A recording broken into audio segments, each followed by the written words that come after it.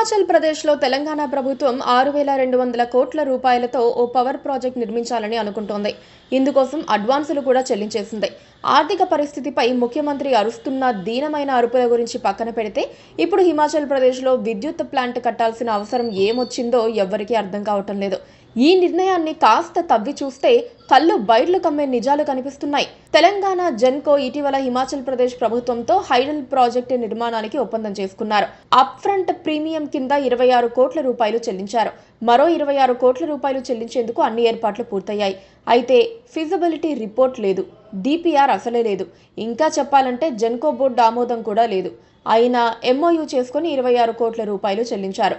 రేవంత్ ప్రభుత్వం చేపట్టాలనుకుంటున్న ప్రాజెక్టు వివాదాస్పదమైంది.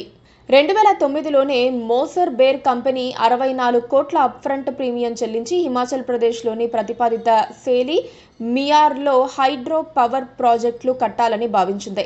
కానీ సాంకేతికంగా, ఆర్థికంగా ఈ ప్రాజెక్టు నిర్మాణం సాధ్యం కాదని చేసుకున్న ఒప్పందాన్ని రద్దు చేసుకుంది. అనంతరం తాము చెల్లించిన 64 కోట్ల ప్రీమియంని హిమాచల్ ప్రభుత్వం తిరిగి ఇవ్వనందుకు గాను ఆ రాష్ట్ర హైకోర్టును ఆశ్రయించింది. హిమాచల్ హైకోర్టు మోసర్ బేర్ కంపెనీకి వడ్డీతో సహా తీసుకున్న డబ్బును 2023 జనవరిలోనే చెల్లించాలని రాష్ట్ర ప్రభుత్వానికి ఆదేశాలు జారీ చేసింది. కానీ ప్రభుత్వం చెల్లించకపోవడంతో హిమాచల్ ప్రదేశ్ ప్రభుత్వానికి చెందిన ఢిల్లీలోని హిమాచల్ భవన్ను వేలం వేసి ఆ డబ్బుని కంపెనీకి చెల్లించాలని 2024 నవంబర్లో హైకోర్టు ఆదేశాలు జారీ చేసింది.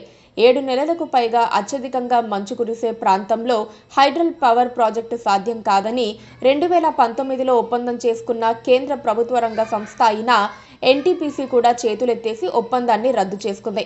అలాంటి అనువు కాని ప్రాంతంలో 6,200 కోట్ల రూపాయల ప్రాథమిక అంచనాతో 510 మెగావాట్ల హైడ్రల్ పవర్ ప్రాజెక్టు నిర్మించాలని రేవంత్ రెడ్డి సర్కారు నిర్ణయించటం నిపుణుల్ని సైతం ఆశ్చర్యపరుస్తోంది. హిమాచల్లో హైడల్ ప్రాజెక్టు నిర్మాణ పనుల నుంచి మోసర్ బేర్ వంటి ప్రతిష్టాత్మక కంపెనీ పారిపోయినా ఎన్టీపీసీ లాంటి కేంద్ర ప్రభుత్వ రంగ కంపెనీ 3 ఏళ్ల తర్వాత సాధ్యం కాదని వదిలేసిన 510 మెగావాట్ల ప్లాంట్ని కట్టేందుకు టీజీ జెన్కో ఒప్పందం ఎందుకు చేసుకుందో మిస్టరీగా మారింది.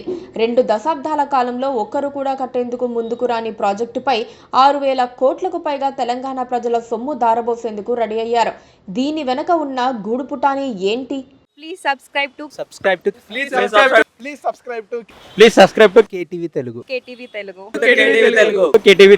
KTV Telugu channel.